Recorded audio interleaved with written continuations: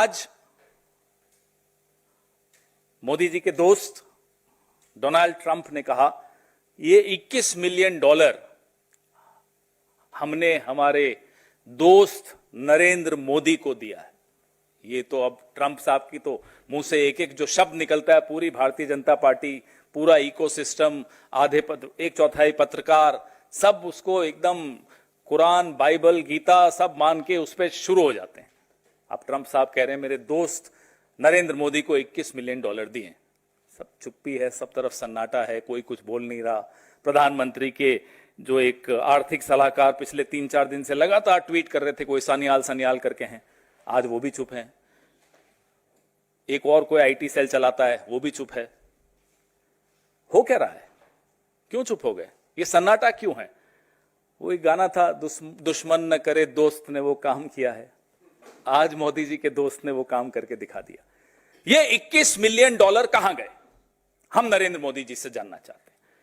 हम जो बार बार white paper की बात करते हैं, आज डोनाल्ड ट्रंप के कहने से अब यह साबित हो चुका है कि ये $21 मिलियन उनके दोस्त नरेंद्र मोदी को चुनावों को प्रभावित करने के लिए, टर्नआउट बढ़ाने के लिए दिया गया। और जो हम बार बार बोलते हैं कि शाम को 5 बजे जब वोटिंग बंद होनी चाहिए, 5 से 6 के बीच में महाराष्ट्र में 10%, 12% जो बढ़ जाती है वोटिंग, ये टर्नआउट क्या इसी पैसे से बढ़ रहा है?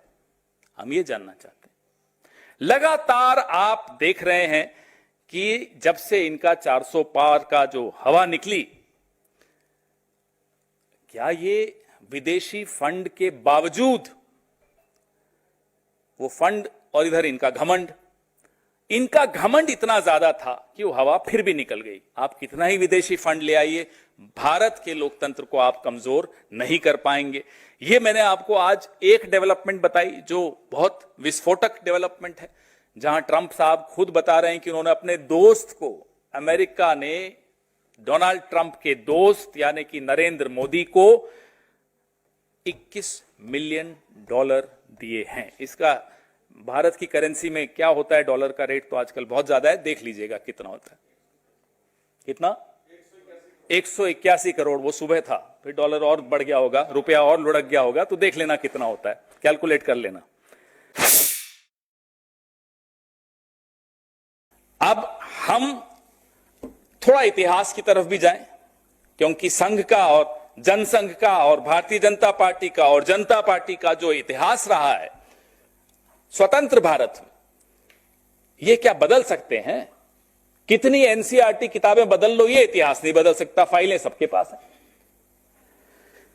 इंदिरा जी जब प्रधानमंत्री थी, अमेरिका ने जयप्रकाश जी के लिए 74 में जो तारीफ की थी, पूरे आंदोलन की अमेरिका तारीफ करता था। क्यों?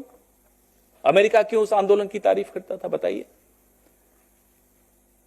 संघ के 2 प्रमुख नेता दत्तोपंत ठेंगड़ी और संघ समर्थित सुब्रमण्यम स्वामी अमेरिका में जाके वहां की अखबारों के एडिटर्स से छपवाते थे इंदिरा जी के खिलाफ, वहां जाकर स्टेट डिपार्टमेंट में मीटिंग्स करते थे। क्यों? अमेरिका का क्या मतलब हमारे लोकतंत्र में? अमेरिका बदला लेना चाहता था 1971 में जो इंदिरा जी ने अपमान किया था उनका, जब बांग्लादेश बनाने गए थे। अमेरिका के हाथ में कठपुतली कौन बना वो बदला लेने के लिए? संघ। उससे भी पहले चलिए, जब नेहरू जी के खिलाफ गाय बचाओ वालों का आंदोलन हुआ, उस आंदोलन की फंडिंग अमेरिका कर रहा था। मैं नहीं बोल रहा, अमेरिका का एक जासूस ने खुद लिखा कि हम संघ को पैसे देते थे। संघ आज से नहीं, दशकों से अमेरिका से पैसे ले रहा है भारत की सरकारों को, कांग्रेस की सरकारों को अस्थिर करने के लिए। यह हमारा दावा है और यह दावा हमारा नहीं है, सीआईए के एक एजेंट का है।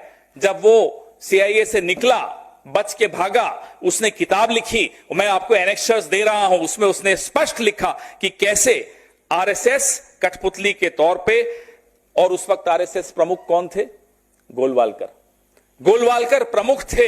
आरएसएस गोहत्या विरोधी रैली के लिए एक बड़ी रकम अमेरिका से ली और नेहरू जी की सरकार को न केवल गिराने का षड्यंत्र रचा, उस वक्त जो कांग्रेस के अध्यक्ष थे कामराज, उनकी हत्या की भी साजिश रची आरएसएस ने।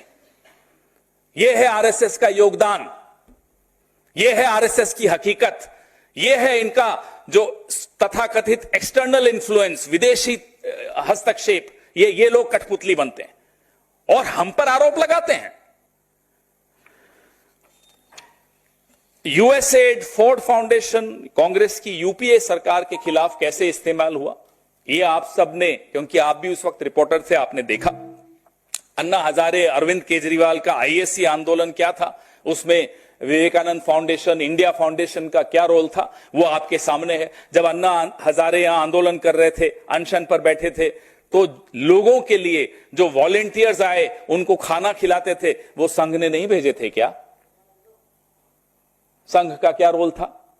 तो हम पर आरोप जब लगाओ, एक उंगली अगर हमारी तरफ करोगे तो 4 उंगलियां आपकी तरफ हैं, और हम अब चुप नहीं बैठेंगे। सच अब चुप नहीं बैठेगा, सच ऊंची आवाज में बोलेगा।